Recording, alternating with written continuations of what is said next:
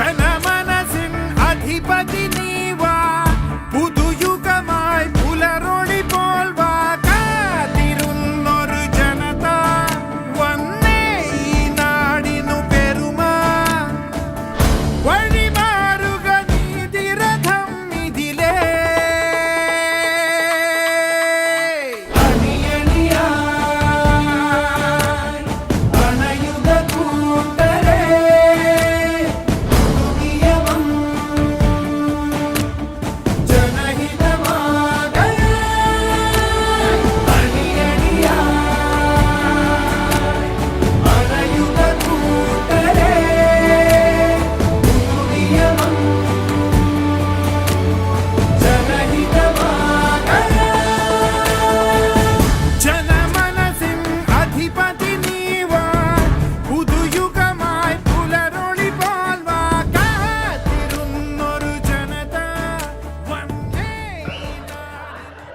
സ്നേഹബഹുമാനമുള്ള വേദിയിലും സദസ്സിലും ഇരിക്കുന്ന വിശിഷ്ട വ്യക്തികളെ, സുഹൃത്തുക്കളെ,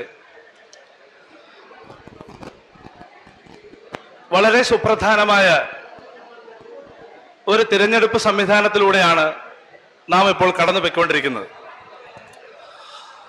നമുക്കറിയാം, നമ്മുടെ സംസ്ഥാനത്തിൻ്റെ മുന്നോട്ടുള്ള വികസന പദ്ധതികൾക്ക് ഊന്നൽ കൊടുക്കുന്ന ഒരു ഭരണ സംവിധാനം നമുക്ക് തിരഞ്ഞെടുക്കേണ്ടതുണ്ട്. കഴിഞ്ഞ കാലഘട്ടങ്ങളിൽ നാം തിരഞ്ഞെടുത്ത് ഇന്ത്യൻ പാർലമെന്റിലേക്ക് വിജയിപ്പിച്ചു വിട്ട പലരും നമുക്ക് വേണ്ടി ഇവിടെ എന്ത് ചെയ്തു എന്ന് ഒരിക്കൽ കൂടി ആലോചിക്കുവാനുള്ള അവസരമാണിത്.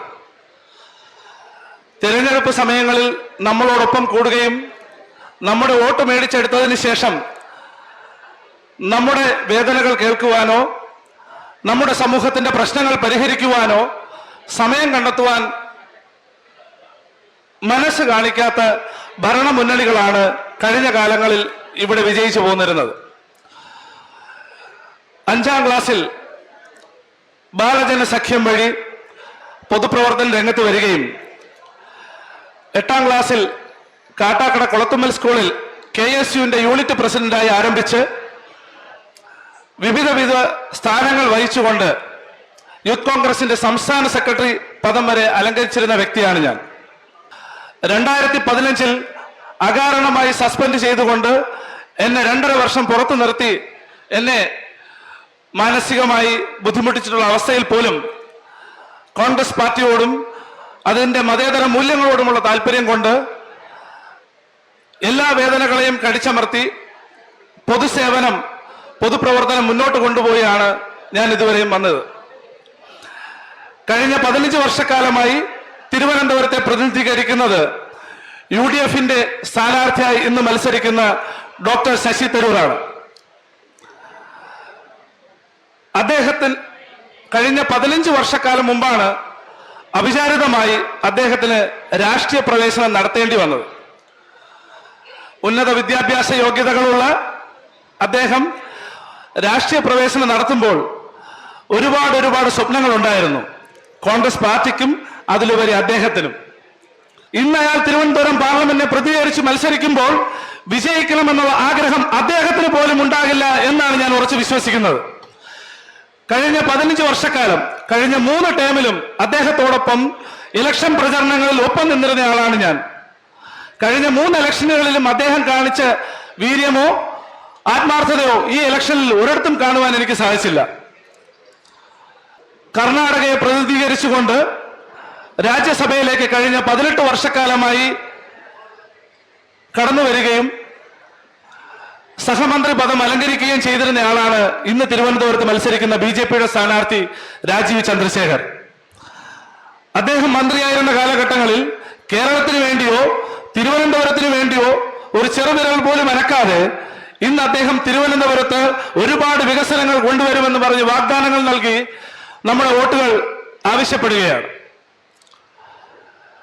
ബഹുമാന്യന പന്ന്യൻ രവീന്ദ്രൻ, അദ്ദേഹത്തെ കുറിച്ച് കൂടുതൽ പറയാതിരിക്കുന്നതാണ് നല്ലത്. കാരണം അദ്ദേഹം താല്പര്യമില്ലായിരുന്നിട്ട് കൂടി അദ്ദേഹത്തെ കോൺഗ്രസും BJPയും ചേർന്ന് തയ്യാറാക്കിയ നാടകത്തിന്റെ പിന്നണി പോരാളിയാക്കി പരാജയം തുടക്കത്തിലെ ഉറപ്പിച്ച രീതിയിലാണ് അദ്ദേഹത്തിന്റെ പ്രവർത്തനം. ഞാൻ ദീർഘമായി പ്രസംഗിച്ച് നിങ്ങളെ ബോറടിപ്പിക്കുന്നില്ല.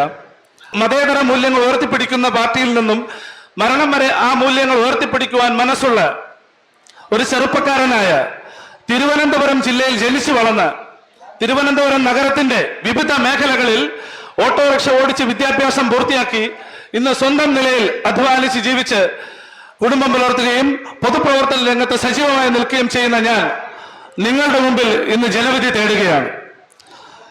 26-ാം തീയതി പോളിംഗ് സ്റ്റേഷനിലേക്ക് നിങ്ങൾ പോകുമ്പോൾ നിങ്ങളുടെ ഓരോ ക്ലിക്കും ക്യാമറ അടയാളത്തിൽ വോട്ടുകളായി രേഖപ്പെടുത്തി എന്നെ വിജയിപ്പിക്കണമെന്ന് നിങ്ങളുടെ മുൻപിൽ താഴ്മയെ അഭ്യർത്ഥിച്ചുകൊണ്ട് ഞാൻ നിർത്തുന്നു. നന്ദി, നമസ്കാരം.